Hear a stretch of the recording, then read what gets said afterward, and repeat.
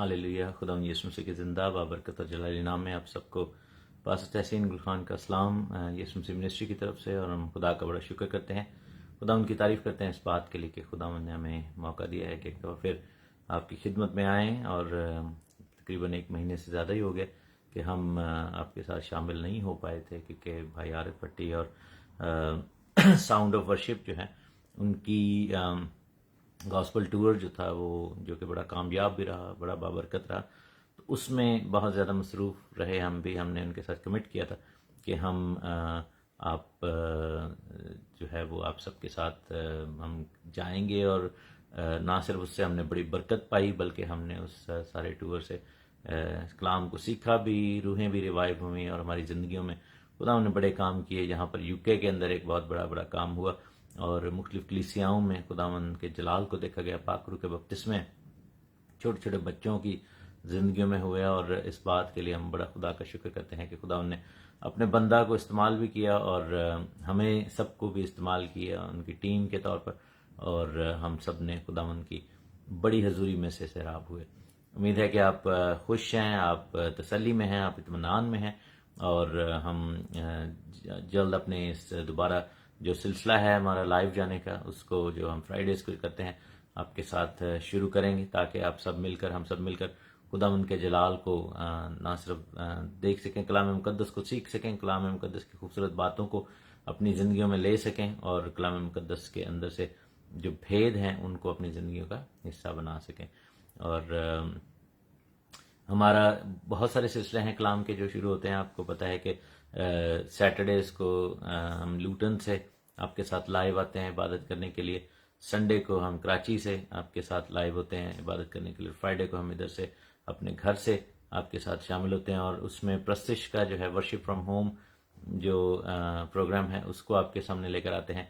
और कभी कभी हम बाइबल सर्वे और answer and question and answers का जो प्रोग्राम्स हैं उनको आपके साथ लेकर आते हैं। आज का जो प्रोग्राम है वो बाइबल सर्वे जो है उसकी नेक्स्ट अगली कड़ी है, हम उसमें शामिल होंगे और बाइबल सर्वे के अंदर से देखेंगे कि खुदावंद का कलाम हमें क्या सिखाता है। मुख्तलिफ़ किताबों को हमने सर्वे किया, मुख्तलिफ़ किताबों की हमने जांच पड़ताल की और उसमें से सीखा कि लिखी गई, क्यों लिखी गई, कब लिखी गई, थीम क्या था और उसमें सीखने को हमें क्या मिला। तो ये सब चीज़ें जो हैं खुदावंद का कलाम जब हम उसको गहराई से सीखते हैं तो हमें बरकत मिलती है मेरे अज़ीज़ों। और खुदावंद चाहता है कि हम कलाम को सीखें, खुदावंद चाहता है कि हम उस कलाम मुकद्दस को अपनी ज़िंदगियों में जगह दें। खुदावंद चाहता है कि हमारे अंदर से खुदावंद का कलाम की नदियाँ जारी हों। खुदावंद चाहता है कि हमारी भूखी प्यासी जो रूहें हैं वो सैराब हों और कलाम मुकद्दस हमारे ज़िंदगियों में जड़ पकड़े।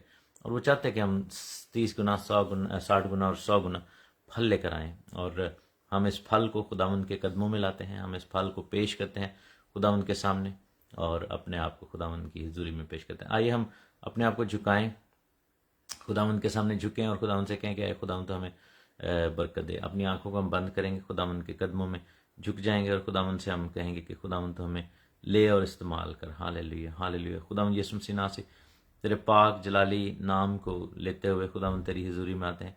ऐ खुदावंद यीशु मसीह नाम से तुम्हारे साथ हो और ऐ खुदावंद तो हमारे लिए दरवाज़ों को खोल, कलाम मुकद्दस के दरवाज़ों को खोल, अपने फ़हम के, इल्म के, इरफान के दरवाज़ों को खोल, ताकि हम ऐ खुदावंद तेरे कलाम की सच्चाइयों में आगे बढ़ सकें, तेरे कलाम के गहरे भेदों को सीख सकें, तेरे कलाम की खूबसूरत बातों को सीख सकें और तेरे कलाम से एक सैराब हो सकें। ऐ खुदावंद हम अपनी गलतियों का इकरार करके तेरे सामने झुकते हैं, अपनी कोताहियों का इकरार करके तेरे सामने झुकते हैं और तुझसे मदद चाहते हैं कि ऐ खुदावंद अपने कलाम को सीखने के लिए तू हमारे दिलों और जहनों को, हमारी आँखों को खोल, हमारे कानों को खोल, ईमान दे जो सुनने से पैदा होता है और एक तरह सुनना जो मसीह के कलाम से आता है। अरे खुदावंद जितने भी बहन भाई ऐ खुदावंद देखते उन सब की दरख्वास्तों को, ज़रूरतों को ऐ खुदावंद तू सुन ले और ऐ खुदावंद देख ले और ऐ खुदावंद तू अपना हाथ बढ़ा। और ऐ मेरे मालिक जितने भी लोग तुझसे किसी भी चीज़ के लिए मांगते हैं, चाहे वो फिज़िकल, चाहे वो स्पिरिचुअल, चाहे वो फाइनेंशियल चीज़ें हैं, खुदावंद शिफा है, ब्रेक थ्रूज हैं, तू आसमान को खोल कर उनके लिए मुहैया कर। तेरा शुक्र करते हैं मसीह यीशु के नाम में, आमीन। मेरे अजीज़ों, आपको एक दफ़ा फिर सलाम है। और हमने कलाम मुकद्दस के सर्वे का जो सिलसिला है उसको जारी रखा हुआ है اور سامس تک ہم نے پڑھ لیا تھا اولڈ ٹیسٹمنٹ میں سے، اور ہم نے بڑی ڈیٹیل میں اس کے اندر سے سیکھا کہ کلام مقدس ہمیں کیا سکھا رہا ہے۔ ابھی موقع ہے کہ ہم بک آف پرووربس میں جاتے ہیں اور ہم اس کے اندر سے سیکھیں گے۔ یہ جو سلسلہ ہے اس کو رائٹنگز کہا جاتا ہے۔ رائٹنگز میں ایوب کی کتاب آتی ہے، اور اسرائیل کی جو ہسٹری تھی وہ اس میں عزرا، نہمی اور آستر تک کی بکس آئیں جو کہ ہسٹوریکلی لاسٹ بکس ہیں ہسٹری میں، اس سے پہلے کہ مسیح آتے، خداوند یسوع مسیح۔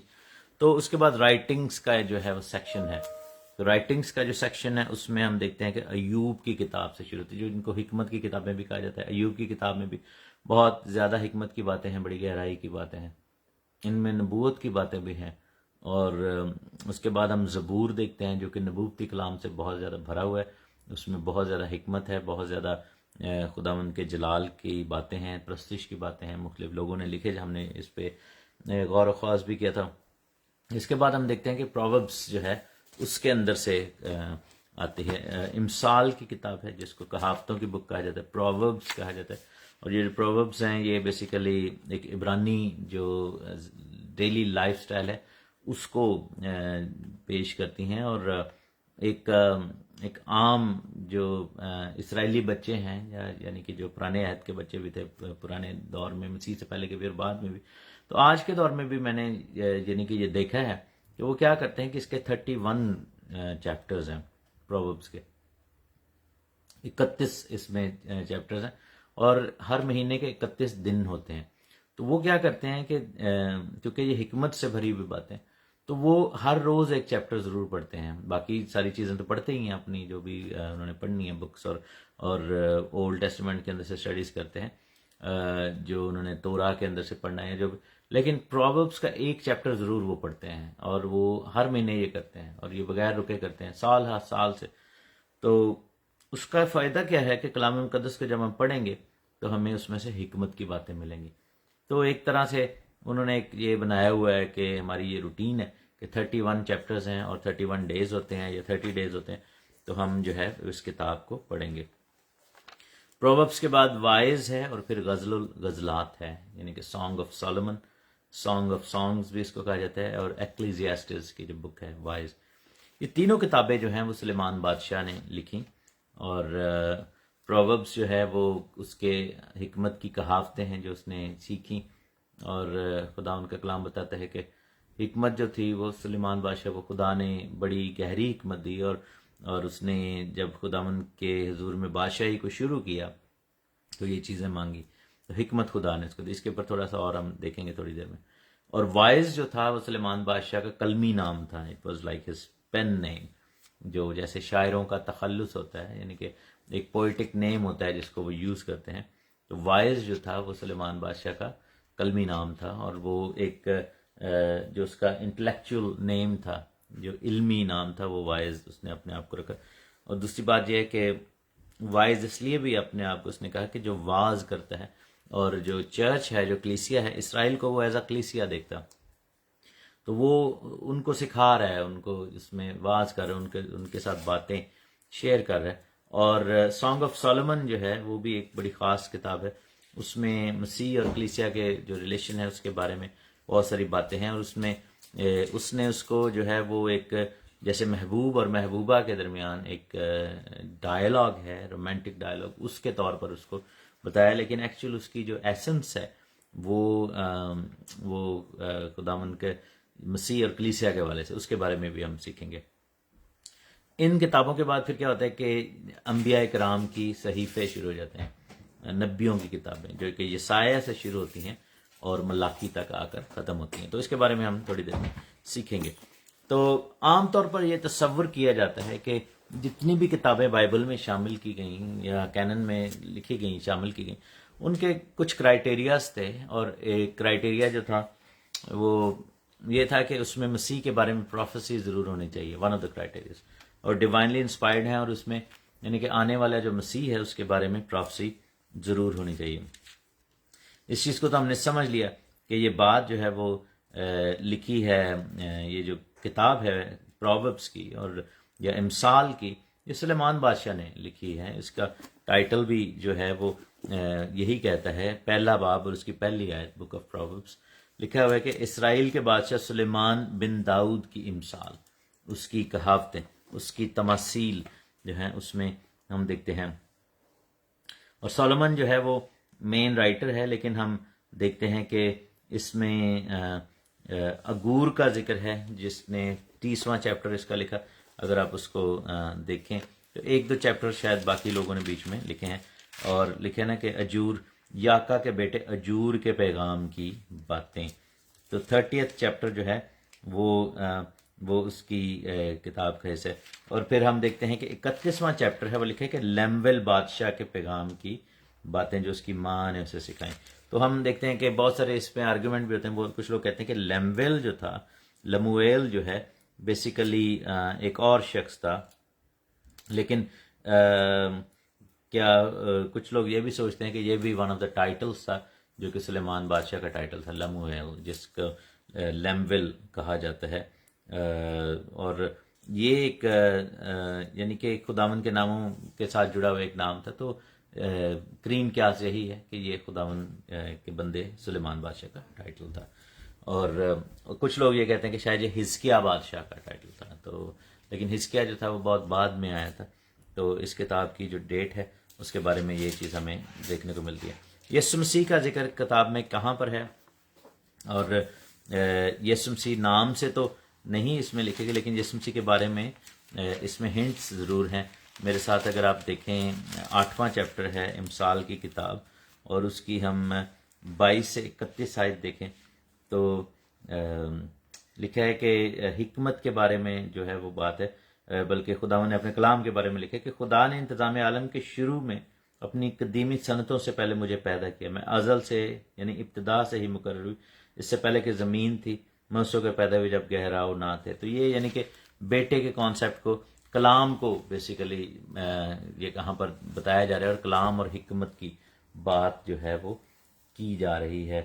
اس کے بعد ہم دیکھتے ہیں کہ اس میں اگر ہم چیپٹر جائیں پرووربس کے اندر ہی، تو خدا کے بیٹے کا اس میں جو ہے وہ بڑا کلیئر لکھا ہوا ہے.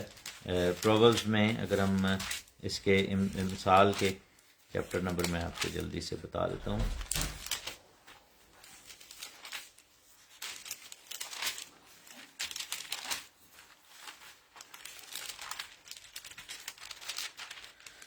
چیپٹر 30 میں جائیں اور اس کے اندر ہم دیکھتے ہیں کہ اس کی ورس 3 میں دیکھیں تو لکھا ہے کہ میں نے حکمت نہیں سیکھی، نہ مجھے اس قدوس کا عرفان حاصل ہے.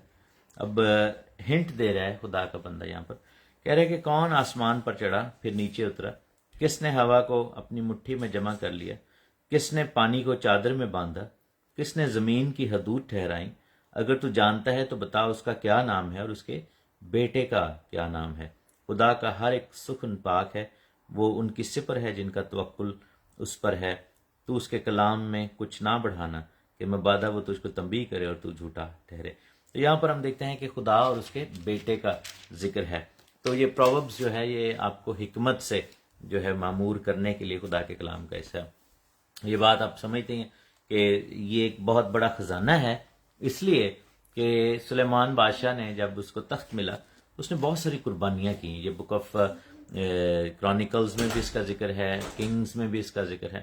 تو سلیمان بادشاہ نے بہت ساری قربانیاں جب کر دیں تو لکھا ہے کہ اس کو خدا جو ہے وہ خواب میں دکھائی دیا، رویا میں، خواب میں. تو اس نے پوچھا خدا سے، اس نے یعنی کہ خدا نے اس سے پوچھا کہ تو کیا چاہتا ہے، کیا میں تجھے طاقت دوں یعنی کہ غلبہ دشمنوں پہ، یا دولت دوں، یا پھر کیا دوں، یعنی کہ بادشاہی کے لیے جو لوازمات ہیں، بادشاہی کے لیے جو چیزیں ہیں. بادشاہ چاہتے ہیں کہ یا تو بہت امیر ہوں باقی ملکوں سے زیادہ تاکہ وہ اپنی قوم کے لیے کچھ کر سکیں، بڑا اسٹرانگ فائنینشلی ہوں. کچھ بادشاہ چاہتے ہیں کہ بڑا سیکیور ہوں تاکہ دشمنوں سے محفوظ رہ سکیں. کچھ بادشاہ کہتے ہیں کہ بڑے طاقتور ہوں تاکہ وہ زیادہ سے زیادہ غلبہ پا سکیں دوسرے قوموں پر اور دشمنوں پر. تو خداوند کا بندہ سلیمان نے ایک بڑی زبردست بات کی، اور جو بات خداوند کے دل کو بھی بڑی اچھی لگی اور خوش ہوئے خدا، وہ یہ تھی کہ سلیمان بادشاہ نے کہا کہ مجھے تو اپنی حکمت دے، اپنی حکمت سے تو مجھے معمور کر.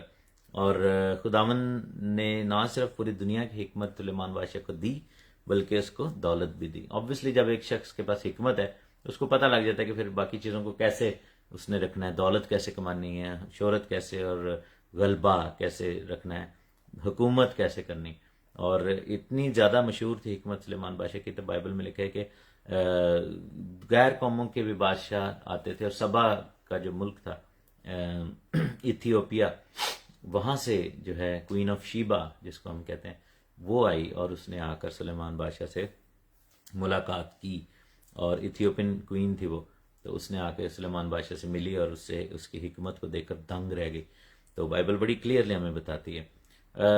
جو غیر قوم کے لوگ ہیں ہمارے، یعنی کہ نان مسیحی جو ہیں، جیسے مسلمز ہیں اور بھی، وہ بھی سلیمان بادشاہ کے بارے میں بہت ساری ان کی بھی کہانی ہیں، فیبلز ہیں، بہت سارے ایسی سٹوریز ہیں جن کا بائبل میں ذکر نہیں، لیکن بہت ساری ایسی کہانیاں ہیں جو کہ سلیمان بادشاہ کی جس بڑائی کو ظاہر کرتے ہیں. مثلا وہ یہ بلیو کرتے ہیں کہ سلیمان بادشاہ کو شاید جانوروں کی زبانیں بھی آتی تھیں، وہ کمیونیکیٹ کر سکتے تھے جانوروں سے. آبویسلی بائبل میں ایسا نہیں لکھا ہوا، لیکن اٹ جسٹ شوز کہ سلیمان بادشاہ کا جو اثر ہے، امپیکٹ ہے، وہ کیسا دنیا پر ہے، لوگوں پر ہے، صرف مسیحیت میں نہیں بلکہ یہودیت میں اور اسلام میں بھی ان کا جو ذکر بہت بڑا ہے.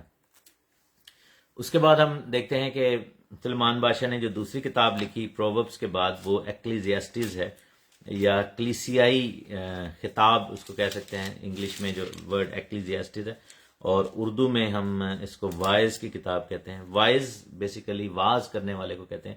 جب ایک شخص کلیسیا میں کھڑا ہو کر، وہ جو سامنے ڈائس ہوتا ہے اس پہ کھڑا ہو کر وہ کلام شیئر کرتا ہے، تو اس شخص کو جو واز کر رہا ہوتا ہے اس کا جو ناؤن ہے اس کو وائز کہتے ہیں. جو ورب ہے وہ بیسیکلی یہ ہے کہ ہی از پریچنگ، بٹ لیکن جو ناؤن ہے وہ ہے کہ ہی از دا پریچر. تو ہم دیکھتے ہیں کہ سلیمان بادشاہ نے ہی یہ باتیں کی ہیں، لیکن اس نے اپنے آپ کو شاہ یروشلم داؤد کے بیٹے وائز کی باتیں جو ہے وہ کہیں. اور کچھ لوگ جو جیسے ہر طرح کے لوگ وہ کہتے ہیں کہ شاید یہ کوئی اور تھا، لیکن بیسیکلی 99.9% یہی اگریمنٹ میں ہے کہ یہ بیسیکلی سلیمان بادشاہ تھا اور ان کا یہ نام تھا.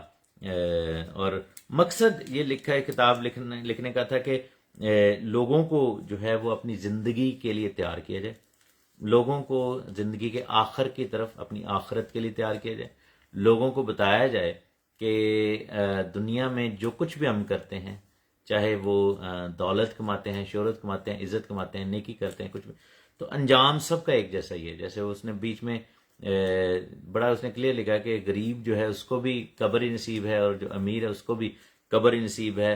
اور موت جو ہے وہ خلوت خانوں میں، عمارت کے جو خلوت خانے ہیں، امیروں کے جو بہت بڑے بڑے گھر ہیں جن میں شاید کوئی انسان نہیں گھس سکتا. ہم یہ دیکھتے ہیں کہ اس دن میں ٹی وی پہ ایک پروگرام دیکھ رہا تھا، تو اس میں دیکھ رہا تھا کہ کس طریقے سے باڈی گارڈز رکھے ہوئے ہیں امیر لوگوں نے، کس طریقے سے جو ہے وہ رکھے ہوئے ہیں، بڑے بڑے انہوں نے جانور کتے پالے ہوئے ہیں، اور پتہ نہیں کیا کیا فینسز ہیں، بڑے بڑے ڈورز ہیں، بڑی بڑی دیواریں ہیں، اور ایک نہیں 7 دیواروں کو پار کر کے، رکاوٹوں کو پار کرا کے آپ مالک کی تک پہنچ سکتے ہیں. لیکن موت جو ہے جب آتی ہے تو پھر کوئی دروازہ، کوئی رکاوٹیں، کوئی چیزیں آپ کے کام نہیں آتی. تو اس میں پھر وہ بتاتا ہے خدا کا بندہ کہ اس نے دیکھا کہ موت جو ہے وہ بادشاہ کو، امیر ترین شخص کو اس کی ساری حفاظتوں میں بھی آ کر لے جاتی ہے، اور غریب جو کہ جھونپڑی میں پڑا ہے، جس کا کوئی دروازہ نہیں، جس کی کوئی کھڑکی نہیں، کوئی بھی اندر آ سکتا ہے، اس کو بھی اس ایک ہی طرح کا حادثہ پیش آتا ہے.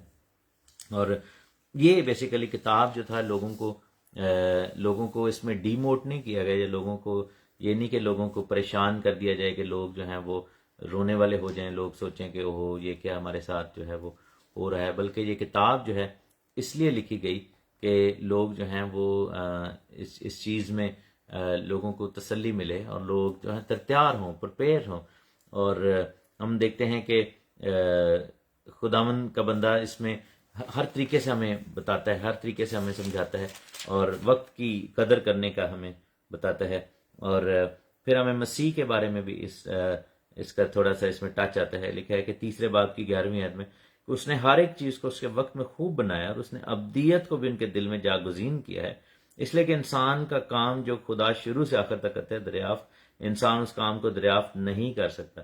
اور پھر کہتا ہے کہ جو ایماندار ہے اس کی روح خدا کی طرف جاتی ہے، اور خدا کا جو ہے کلام، اور پھر جوانی کے عالم میں لکھا ہے کہ اس کا حاصل کلام جو خود جا کے آگے بتاتا ہے. میرے ساتھ آپ یہ دیکھ سکتے ہیں، وائز کی کتاب میں وہ جاتا ہے اور آخر میں کہتا ہے کہ چیپٹر 11 ہے اور اس کی 9ویں آیت ہے، لکھا ہے کہ اے جوان تو اپنی جوانی میں خوش ہو اور اس کے ایام میں اپنا جی بہلا اور اپنے دل کی راہوں میں اور اپنی آنکھوں کی منظوری میں چل، لیکن یاد رکھ کہ ان سب باتوں کے لیے خدا تجھ کو عدالت میں لائے گا. بس غم کو اپنے دل سے دور کر اور بدی اپنے جسم سے نکال ڈال، کیونکہ لڑک پن اور جوانی دونوں ہی باطل ہیں. اور اپنی جوانی کے دنوں میں اپنے خالق کو یاد کر جبکہ برے دن ہنوز نہیں آئے. اور پھر آگے جا کر یہ آخری چیپٹر ہے 12ویں چیپٹر کی 13ویں آیت میں کہتا ہے اب سب کچھ سنایا گیا ہے، حاصل کلام یہ ہے کہ خدا سے ڈر اور اس کے حکموں کو مان، کیونکہ انسان کا فرض کلی یہی ہے. کیونکہ خدا ہر ایک فعل کو ہر ایک پوشیدہ چیز کے ساتھ خواہ بھلی ہو خواہ بری ہو عدالت میں ضرور لائے گا. تو یہاں پر ہم دیکھتے ہیں کہ خداوند کا بندہ بار بار ہمیں بتاتا ہے، اور پھر مختلف چیزوں کے بارے میں اس کتاب میں بتاتا ہے کہ اس نے اچھی سے اچھی وائن جو تھی وہ پی لی، اچھے سے اچھے دولت کے نظارے کر لی، اچھے سے اچھے کھانے کھا لیے، اچھی سے اچھی عزت کی جگہوں پر بیٹھا، اچھا سے اچھا اس نے جو ہے وہ اونچا مقام جو تھے وہ بھی دیکھے، اچھے سے اچھے اس نے جو ہے وہ تعلقات بنا لیے، اس نے قوت اکٹھی کی، دولت کے انبار لگا دیے. اور پھر سارا کچھ جب کرتا ہے تو اس کے بعد ہر پوائنٹ پہ وہ کنکلوژن یہی نکالتا ہے کہ یہ چیز بتلان ہے، اٹس جسٹ اے لائی، یہ سب جھوٹ ہے اور ہوا کی چران ہے. یعنی کہ یہ ہوا کے اندر جیسے اسمیل آتی ہے، آپ نے کبھی دیکھا ہوگا کہ ایک دم کوئی کچھ بھی ایسا کچھ جل جائے یا کچھ عجیب سی اسمیل آ جائے، کوئی کچھ ایسی کوئی خراب چیز ہے، ڈھکن کھلے تو اسمیل آنی شروع ہو جاتی ہے، بو پھیل جاتی ہے. لیکن کیا ہوتا ہے کہ وہ تھوڑی دیر بعد وہ اسمیل آنی بند ہو جاتی ہے، ختم ہو جاتی ہے. اس کو ہوا کی چران کہتے ہیں، مینس کہ وہ ہوا کے اندر چیزیں ڈیزالو ہو جاتی ہیں اور اس کے بعد اس کا وجود ختم ہو جاتا ہے. تو بیسیکلی سلیمان بادشاہ جو کہ دنیا کے اندر دیکھا جائے، اس کی گواہی اس لیے امپورٹنٹ ہے کہ ہم دیکھتے ہیں کہ لوگوں کے جو ہے وہ بہت زیادہ خواہشات ہیں. لوگ جو ہیں وہ دولتیں اکٹھی کرنا چاہتے ہیں، ایمز ہیں، آبجیکٹیوز ہیں. ہم پوچھتے ہیں لوگوں سے، وہ کہتے ہیں جی ہم بڑے بہت ہی زیادہ یعنی کہ آپٹمسٹکس ہیں، ہم جو ہے بہت زیادہ یہ کچھ کرنا چاہتے ہیں اور ہمارے اندر جو ہے وہ خواہش ہے کہ ہم دنیا کے ساری دولت مل جائے، ہمیں یہ مل جائے، ہمیں وہ مل جائے. لیکن سلیمان بادشاہ جس نے یہ سب کچھ حاصل کر لیا تو اس کے بعد کہتا ہے کہ نہیں، اس کا کوئی فائدہ مجھے نہیں ہوا، اور وہ گر گیا تھا. آپ کو پتا ہے کہ سلیمان بادشاہ نے بت پرستی کے اندر چلا گیا تھا اور اس کا دل خدا سے دور ہو گیا تھا. دوسرا یہ کچھ لوگ یہ بھی کہتے ہیں کہ چلو ہمیں یہ اندازہ تو ہے لیکن ہم بہت زیادہ کے پیچھے نہیں بھاگ رہے، لیکن ہمیں انجوائمنٹ تو کرنی ہے. لیکن وہ یہ بھی کہتا ہے کہ انجوائمنٹ کا بھی نقصان ہی ہے، کیونکہ یہ ایسی چیزیں ہیں کہ آپ کو بہت جلدی خدا سے دور کر دیتی ہیں. اور اگر آپ اس میں یعنی کہ محو ہونا، اس میں گرنا اور اس میں اس کی عادت ہو جانا، اس کا نشہ ہو جانا، کیونکہ ہمارا بدن جو ہے وہ عادتوں کی، یوں سمجھیں کہ it's made out of habits. ہمارا بدن جو ہے وہ عادت پالنے والی مشین ہے، اس کو پسند ہے تبدیلی نہ ہونا، اور وہ ایک چیز کو پکڑ لے تو پھر اس میں آگے بڑھ جاتا ہے. اور آپ یہ دیکھیں کہ یہ جو ایڈکشنز ہیں کیوں ہو جاتی ہیں، اس لیے کہ ہمارے بدن کو یہ چیز اچھی لگتی ہے. غزل الغزلات بک بڑی زبردست ہے، سانگ آف سولومن. اس کا پہلے چیپٹر کی پہلی آیت میں لکھا ہے کہ سلیمان کی غزل الغزلات، یعنی کہ سانگ آف سانگز بھی اس کو کہا جاتا ہے، کہ گیتوں میں سے گیت نکال رہے ہیں. کچھ لوگ اس چیز کو جو غیر قومی ہیں اس بک کو پڑھ کے تو وہ سمجھتے ہیں کہ اس میں شاید بہت زیادہ انٹیمیٹ باتیں، بہت اونچی لائک کھلی باتیں، اور جیسے ایک مرد اور عورت کے درمیان میں جو کہ شاید محبوب ہیں یا میاں بیوی ہیں، اس طرح کی باتیں جو کہ شاید بیڈ روم کے والے سے ہونی چاہیے تھی، یا صرف یعنی کہ ایسی باتیں جو کہ کسی بھی کلچر میں شاید اوپنلی نہ کر سکیں لوگ، پڑھی جانا یا اس کو پریچ کرنا یا اس کو بولنا شاید ناممکن ہو. تو ایسی باتیں کیوں لکھی ہوئی ہیں؟ لیکن میرے عزیزو، یہ بیسیکلی اس کو ہم دنیاوی ذہن کے ساتھ اگر پڑھیں اس کتاب کو تو پھر ہمیں واقعی اس میں دنیاوی چیزیں نظر آئیں گی. لیکن اس کو جب ہم روحانی ذہن کے ساتھ پڑھیں گے، بائبل میں لکھے کہ جو روحانی انسان ہے وہ روحانی چیزوں کی قدر کرتا ہے اور فکر میں رہتا ہے، اور جو جسمانی ہے وہ جسمانی باتوں کو سوچتا ہے. تو جو لوگ اعتراض کرتے ہیں وہ ان میں عموماً ہمارے ایسے لوگ ہیں جو کہ نان مسیحی ہیں، ہمارے ارد گرد کی قوم میں ہیں. تو وہ چونکہ ہر چیز کو جسمانی طور پر لیتے ہیں، ایون کہ آپ یہ دیکھیں کہ ان کا جو ہیون کا کانسیپٹ ہے اس میں بھی جسمانی نیت ہے، اور اس میں جسمانی فوکس ہے اور جسمانی خواہشات ہیں، چاہے وہ شرابیں ہوں، چاہے وہ عورتیں ہوں، یہ سب کچھ. لیکن کیا ہے کہ اس میں جو ہے وہ روحانی طور پر ان چیزوں کو دکھایا گیا ہے. تو سلیمان بادشاہ جو ہے حکمت میں اتنا آگے چلا گیا کہ وہ ویژن میں جو ہے وہ مسیح اور کلیسیا کو دلہے اور دلہن کے طور پر دیکھتا ہے، اور بیچ میں وہ اپنے آپ کو جو ہے وہ پیش کرتا ہے. اور اس میں بار بار جو ہے وہ ریفرنس مسیح کا آتا ہے، اور ہم یہ دیکھتے ہیں کہ اس کو شاعرانہ انداز میں لکھا گیا. یہ ایک سمجھیں کہ one of the finest writings ہے سلیمان بادشاہ کی، اور جو کہ انہوں نے لکھی ہیں. تو اس میں یعنی کہ بڑی زبردست باتیں ہیں جو کہ ہمیں سیکھنے کو ملتی ہیں. اور اس میں یہ ایک واحد بک ہے جس کو کلیسیاؤں میں شاید پریچ بھی اتنا نہیں کیا جاتا، کیونکہ لوگ ان کی گرپ نہیں ہے، پاسٹرز شاید گھبراتے بھی ہیں، اور دوسرا یہ کہ اس کو ایکسپلین کرنا بڑا مشکل ہے. It's one of the most difficult books to actually preach. تو لیکن اس میں یعنی کہ وہ میں اس کی ایک مثال دیتا ہوں کہ میں ابھی ریسنٹلی ایک گیت لکھ رہا تھا، اور وہ گیت تھا یسو تو مینو سونا لگدا، تو ہی ہوئے دلدار میرا، پیار تیرا میرے دل وچ بھریا، تو ہی ہوئے رب پیار میرا. تو میں نے اس کو ایسے لکھا، تو میری دنیا ہے تو تینوں سجدے کراں، تیرے قدماں دے وچ متھا ٹیک دواں. تو یہ گیت میں نے لکھا. تو میں ایک ایسے دوست کو سنا رہا تھا، تو انہوں نے مجھے کہا کہ خادم وہ ہیں، تو انہوں نے کہا کہ یہ شاید لوگ ایکسیپٹ نہ کریں کیونکہ اس میں آپ نے بہت انٹیمیٹ باتیں لکھتی ہیں، اور یسو تو مینوں سونا لگدا، تو ہی ہوئے میرا دلدار میرا. تو انہوں نے کہا کہ یہ الفاظ عموماً جو ہے وہ دنیاوی لوگ اپنے محبوب کے لیے، اپنے یعنی کہ بیوی کے لیے یا شوہر کے لیے یا محبوب کے لیے یا محبوبہ کے لیے یوز کرتے ہیں. دلدار، پیار، رب پیار، تو میری جان ہے، یہ ہے وہ، اس طرح کی بات. تو یہ بیسیکلی تو انہوں نے کہا کہ یہ شاید لوگ ایکسیپٹ نہ کریں کیونکہ اٹس ٹو انٹیمیٹ. اور تو میں نے پھر اس پہ یہ سوچا کہ ہم خدا کے ساتھ ہو سکتے ہیں انٹیمیٹ، کیونکہ خدا نے ہمیں بنایا، وہ تو ہمارے اندر کی باتوں سے بھی واقف ہے. تو اس سے پھر مجھے اندازہ ہوا کہ سلیمان بادشاہ بھی خداوند کے بارے میں ایسا ہی سوچتا تھا. تو اس نے اس چیز کو دیکھا نہیں. اس نے اچھا غزل الغزلات کو پڑھنے کے لیے آپ کو یہ سمجھنا چاہیے کہ اس میں نا چینج بڑا کوئکلی آتا ہے. اس میں کچھ باتیں جو ہیں وہ جو دلہن ہے، جو محبوبہ ہے، وہ کہہ رہی ہے. کچھ باتیں جو ہیں وہ جو محبوب ہے، جو کہ ہیڈ ہے، جو دلہا ہے، وہ کہہ رہا ہے. اور کچھ باتیں جو ہیں وہ ان کے جو فرینڈز ہیں، جو گروپ ہے جو کہ ان دونوں کو آبزرو کر رہے ہیں، وہ باتیں کر رہے ہیں. تو اس کو سمجھنا بڑا ضروری ہے. جیسے ہم یہ دیکھتے ہیں کہ کلیسیا ہے، مسیح ہے، کلیسیا، اور پھر دلہا کے دوست ہیں، اور جو باقی جو چیزیں. تو شروع میں وہ اپنے آپ کو ایسے بتاتا ہے کہ کہتا ہے کہ وہ مجھے اپنے منہ کے چوموں سے مجھے چومے، یعنی کہ وہ مجھے اپنے کسز کے ساتھ کس کرے، کیونکہ تیرا عشق میں سے بہتر ہے، تیرے عطر کی خوشبو لطیف ہے، تیرا نام عطر ریختہ ہے، اس لیے کنواریاں تجھ پر عاشق ہیں. مجھے کھینچ لے، ہم تیرے پیچھے دوڑیں گی. بادشاہ مجھے اپنے محل میں لے آئے. اب یہاں پر وہ لیڈی بات کرنا شروع کر دیتی، اور لکھا ہے کہ ہم تجھ میں شادمان اور مسرور ہوں گی. اب یہاں یہ جو بات ہے یہ وہ اس کی جو فرینڈز ہیں وہ کریں. ہم تیرے عشق کا تذکرہ میں سے زیادہ کریں گی، وہ سچے دل سے تجھ پر عاشق ہیں. اے یروشلم کی بیٹی ہو. اب وہ کہہ رہی ہے، دلہن کہہ رہی ہے، میں سیاہ فام ہوں لیکن خوبصورت ہوں. اور پھر آگے جا کر تو پھر وہ اور زیادہ، پھر آگے جا کر وہ بادشاہ جو وہ سوئچ کر جاتا ہے ورس 9 میں، اور کہتا ہے کہ اے میری پیاری، میں تجھے فرعون کے رتھ کی گھوڑیوں میں سے ایک کے ساتھ تشبیہ دی ہے. تیرے گال مسلسل زلفوں میں خوش نما ہے، تیری گردن موتیوں کے ہاروں میں، اور ہم تیرے لیے سونے کے طوق بنائیں گے اور ان میں چاندی کے پھول جڑیں گے. جب تک بادشاہ تناول فرماتا رہا، میرے سنبل کی مہک اڑتی رہی. میرا محبوب میرے لیے دستہ مر ہے. اب وہ پھر وہ اس کو رسپونڈ کر رہی ہے، وہ جو آگے، تو پھر وہ آگے سے رسپونڈ کرتا ہے کہ دیکھ تو خوبرو ہے میری پیاری، دیکھ تو خوبصورت ہے، تیری آنکھیں دو کبوتر ہیں، دیکھ تو ہی خوبصورت ہے اے میرے محبوب بلکہ مرغوب خاطر. آگے سے وہ پھر اس کو رسپونڈ کرے.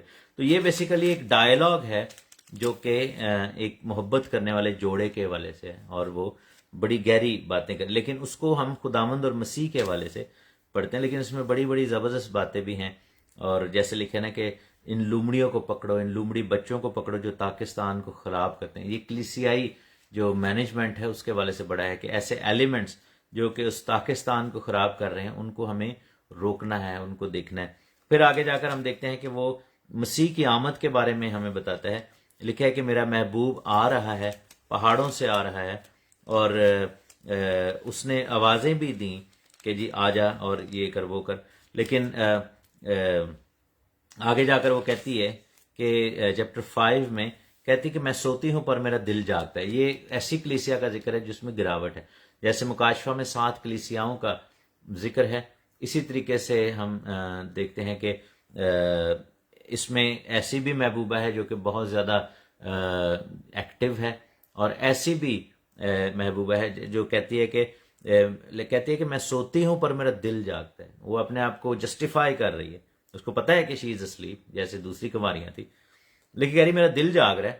اور پھر لکھے کہ محبوب کی آواز آتی جو کھٹکھٹاتا اور کہتا ہے کہ میرے لیے دروازہ کھول میری محبوبہ، میری پیاری، میری کبوتری، میری پاکیزہ، کیونکہ میرا سر شبنم سے تر ہے، میری زلفیں رات کی بوندوں سے بھری ہوئی ہیں۔ یہ بیسیکلی اینڈ ٹائمز کی بات ہو رہی ہے، اور وہ جنگ سے آیا ہے، لوٹا ہے۔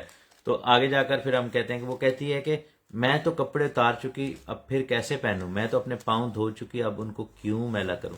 اب وہ اپنے آپ کو جسٹیفائی بھی کر رہی ہے، اور وہ سوچ رہی ہے کہ وہ سیلف، اس میں پرائیڈ بھی ہے، اور وہ اپنے آپ کو بہت زیادہ پاکیزہ سمجھ رہی ہے۔ وہ جس کی وجہ سے دلہن بنی ہے، جس کی وجہ سے تیار ہوئی تھی، وہ اس کو بھی اب جو ہے وہ بھلا چکی ہے، یعنی اپنی پاکیزگی، اپنی خوبصورتی میں اتنا محو ہے کہ وہ محبوب کے لیے بھی نہیں کھول رہی، وہ کہہ رہی میں اس کے لیے بھی کیوں ایفرٹ کروں، اور میں اپنے کپڑے اتار کے سائڈ پہ رکھ چکی۔ مینس کہ وہ استعمال نہیں کری، ایسے ہی شخص جس نے توڑا تو مل گیا تھا، لیکن اس نے اس توڑے کو دبایا ہوا تھا، وہ سائڈ پہ رکھا ہوا تھا، اس نے کہا تھا کہ میں کیوں اس کو یوز کروں۔ اور پھر کہتا ہے کہ جب پھر ایونچولی یہ اٹھی ہے تو لکھا ہے کہ محبوب جا چکا تھا، وہ وہاں سے چلا گیا، تو پھر یہ بھاگتی ہے، اور پھر ادھر ادھر یہ وہ فلاں، اور یروشلم کی گلیوں میں بھاگتی ہے، اور پھر ہم دیکھتے ہیں کہ پھر وہ ڈائلاگ جو ہے وہ آگے بڑھ جاتا ہے۔ تو یہ ایک بہت زبردست بک ہے، اس کو پڑھنا چاہیے، لیکن اس کو سمجھ کے ساتھ جو ہے وہ پڑھنا بڑا ضروری ہے۔ تو یہ چیزیں جو ہیں ہمیں کلام مقدس کے اندر حکمت جب ملتی ہے تو حکمت پیدا کرتی ہیں، اور خدا کا کلام ہمیں جو ہے وہ سکھاتا ہے کہ ہم اس میں آگے کیسے بڑھیں۔ ان کتابوں کے ختم ہونے کے بعد ہم دیکھتے ہیں کہ ہمارے پاس جو ہے وہ یسایہ، یرمیہ، نوحہ، حزقیل، دانیل، ہوسیہ، یوئیل، اور پھر آموس، عبدیہ، یونا، میکا، ناہوم، حبقوق، صفنیہ، حجی، زکریہ اور ملاکی۔ یہ 17 جو پروفٹس ہیں ان کے نام ہیں، اور ان کی بکس ہیں۔ اس میں واحد نوحہ کی جو کتاب ہے وہ یرمیہ نے لکھی تھی، یعنی کہ 17 پروفٹس جو ہیں ان کی بکس ہیں، اور 16 یعنی کہ پروفٹس ہیں اور 17 بکس ہیں۔ تو بیسیکلی یہ اچھا، پروفٹس کو بھی جو ہے وہ 2 حصوں میں تقسیم کیا گیا، there are major profits and there are minor profits. یہ تقسیم جو ہے یہ اس وجہ سے نہیں کی گئی تھی کہ وہ پروفٹس جو تھے وہ رتبے میں زیادہ بڑے تھے، تو میجر پروفٹس جو ہیں ان میں یسایہ، یرمیہ اور حزقیل اور دانیل، یہ 4 جو ہیں ان کو میجر پروفٹس کہا گیا۔ اس کے بعد ہم دیکھتے ہیں کہ ہوسیہ سے لے کر ملاکی تک ان کو مائنر پروفٹس کہا گیا ہے، یا انبیاء صغرا ان کو کہتے ہیں، انبیاء کبرا یعنی کہ اور انبیاء صغرا۔ تو یہ جو مائنر پروفٹس ہیں یہ ایک تھیولوجیکل ٹرم ہے، بس اس میں یہ نہیں ہے کہ زکریہ کی کوئی حیثیت کم تھی یا ملاکی کی حیثیت کم تھی، یا وہ چھوٹا تھوڑا سا کمتر کوئی پروفٹ تھا، یا میکا جو پروفٹ تھا وہ کوئی اتنا اچھا پروفٹ نہیں تھا، ایسا نہیں ہے۔ بیسیکلی ان کی جو لینتھ آف پروفیسی ہے اس کی وجہ سے ان کو میجر اور مائنر کہا گیا۔ تو اس کو جب بھی کوئی یہ کہے کہ major profit versus minor profit, تو آپ پروفٹس کو مائنر کیوں کہتے ہو؟ تو انہیں ہم یہ کہتے ہیں کہ ان کی کتاب کی لینتھ کی وجہ سے ان کے جو کام ہے اس کو مائنر یا میجر کہا گیا ہے۔ ان نبی کو میجر یا مائنر نہیں کہا گیا، کیونکہ خدا کے نبی جتنے بھی ہیں وہ 2 چند عزت کے لائق ہیں اور ہمارے لیے قابل تعظیم ہیں، ان کے پاؤں کی جوتیاں بھی نہیں ہیں۔ اور ہم خدا کا شکر ہے کہ کئی جگہوں پہ ہم ایسے جا چکے ہیں جہاں پر ہم نے ان نبیوں کی یادگاروں کو دیکھا۔ ہم زکریہ نبی جو ہیں ان کی قبر کو دیکھ چکے ہیں، وہ قدرون کی ویلی میں ہے، یعنی کہ وادی قدرون میں ہے۔ جب ہم ایک سائڈ پہ ایسٹ میں ماؤنٹ آف آلیوز ہے یعنی کہ کوہ زیتون ہے، اور ویسٹ میں ماؤنٹ آف مورایا ہے یعنی کہ کوہ موریا ہے جہاں پر ہیکل ہوا کرتی تھی۔ تو درمیان میں جو وادی ہے دونوں پہاڑوں کے بیچ میں، اس کو قدرون کی وادی کہتے ہیں، جس میں سے قدرون کا نالا بھی بہا کرتا تھا. اور ماؤنٹ آف اولیوز کی جو جب اتر سے نیچے آتے ہیں تو اس کی جو جڑ ہے، بیس ہے، وہ باغ گتسمنی ہے. اور یعنی کہ ماؤنٹ آف اولیوز سے نیچے ہیں تو باغ گتسمنی سے آگے جائیں تو جو وادی ہے وہ قدرون کی وادی ہے. اور اس کے بعد ہم واپس پہاڑ کی طرف اوپر چلتے ہیں اور وہ ایسٹرن گیٹ ہے جہاں سے یسوع مسیح گئے تھے گدھے پر بیٹھ کر یروشلم میں انٹر ہوئے تھے. تو بیسیکلی وہ دروازہ ہے، اس کو کراس کرتے ہیں تو ہم ہیکل کے احاطے میں آ جاتے ہیں. تو وہاں پر زکریا کی قبر بھی ہے، ابی سلوم کی قبر بھی ہے. اور میں نے یہودیوں کو دیکھا کہ وہ ابی سلوم کی قبر کو برا بھلا کہہ کے جاتے تھے، کیونکہ اس کا ریزن یہ تھا کہ اس نے داؤد بادشاہ کے خلاف بغاوت کی تھی. داؤد بادشاہ کا بڑا بیٹا تھا وہ، اور داؤد بادشاہ کا سب سے زیادہ شاید فیوریٹ بیٹا بھی تھا، پیار بہت ملا تھا، خوبصورت بھی بہت تھا. لیکن اس نے اپنے باپ کے خلاف بغاوت کر اس نے تخت لینے کی کوشش کی. تو ہم دیکھتے ہیں کہ وہ اس کی قبر کی طرف منہ کر کے تو اس کو لان تان کرتے ہیں، برا بھلا کہتے ہیں، جو کہ اچھی بات نہیں ہے، کیونکہ داؤد بادشاہ تو اسے پیار کرتا تھا. تو ہو جاتا ہے ایسے سیاسی ایونچوئل چیزیں ہو جاتی ہیں، پرابلمز آ جاتی ہیں، لیکن آئی تھنک کہ داؤد بادشاہ نے اس کو معاف کر دیا تھا، اور میرا ایمان ہے کہ خداوند بھی اس کو معاف کر دے گا. تو ہم دیکھتے ہیں، لیکن زکریا کی قبر بھی وہاں پر ہمیں دکھائی دی، اور ہم اس قبر کے پاس کھڑے ہوئے تو میں نے خدا کا شکر کیا کہ اس اتنے بڑے خدا کے نبی کی یادگار کے پاس ہم کھڑے. ہم داؤد بادشاہ کی قبر پر بھی گئے، اور اس کو تو بڑا زبردست سجایا ہوا ہے، اور وہ ٹوم بنایا ہوا ہے. تو اس میں یعنی کہ انہوں نے مخملی اس کے اوپر چادر اور اس میں ہیرے جواہرات ٹنگے ہوئے ہیں، یعنی اتنا زبردست اس کی قدر ہے. داؤد بادشاہ کو بادشاہوں کا بادشاہ بھی کہتے ہیں ایک طرح سے، کیونکہ وہ سب بادشاہوں کا باپ ہے جتنے بھی اس کی لڑی میں سے آئے. تو یہ جو پروفٹس ہیں، ان کی کتابیں جو ہیں یہ بڑی ضروری ہیں. ان کا جو فوکس تھا وہ اسرائیل کو سکھانے کے حوالے سے، تنبیہ کے حوالے سے تھا. یعنی کہ خدا چاہتا تھا کہ وہ لوگوں کو تنبیہ کرے، لوگ کلام کو سمجھیں، سیکھیں، خدا سے معافی مانگیں، اور اسرائیل جو ہے وہ بت پرستی سے باز آ جائے. اور اس میں ہم دیکھتے ہیں کہ شروع کے جو میجر پروفٹس ہیں، یسایہ جو ہے وہ اسیری سے پہلے ہے. اس کے بعد ہم دیکھتے ہیں کہ اسیری سے فوراً پہلے یرمیہ کا ذکر آتا ہے، اور یرمیہ کے ہی دور میں اسیری میں چلے جاتے ہیں. اور پھر ہم دیکھتے ہیں کہ اسیری کے بعد پھر واپس جب آتے ہیں تو ہزکیل اور دانیل جو ہیں وہ اسیری کے دور ہی میں ہیں، اور اسیری کے ہی دنوں میں ہوسیا اور یہ سب کا بھی اسیری سے پہلے ہی، بلکہ یہ یعنی کہ یہ پروفٹس بھی بیچ بیچ میں آئے. اور ان کی ڈیٹس ہم سیکھیں گے کہ کون سا کلام جو تھا. جیسے سفنیہ کا ہم دیکھتے ہیں کہ وہ یسایہ سے پہلے تھا، اور وہ یوسیہ بن امون کے ایام میں سفنیہ نے کلام کیا تھا. تو یہ سیکھنا بڑا ضروری ہے کہ اگر کسی کتاب پروفٹ کی کتاب بعد میں لکھی گئی تو اس کا مطلب یہ نہیں کہ وہ بعد میں تھا، وہ پہلے تھا. یعنی کہ سفنیہ جو تھا وہ پہلے تھا، آموس وغیرہ یہ بھی جو تھے وہ پہلے تھے. لیکن ہم یہ دیکھتے ہیں کہ ہجی، ذکر اور ملاکی اسیری کے بعد تھے. تو اس کو ہم ترتیب میں دیکھیں گے، خدا کے کلام میں سے سیکھیں گے. اگلی جو اس کی ایپیسوڈ ہوگی ہم اس کو پیورلی پروفٹس پر جو ہے ہم فوکس کریں گے. خداوند آپ کے ساتھ ہو، آپ کو بڑی برکت دے. دعا میں ضرور یاد رکھیں، اور پروگرامز کے ساتھ حاضر ہوتے رہا کریں گے، اور خداوند کے نام کو یوں ہی جلال ملتا رہے. آمین. God bless you.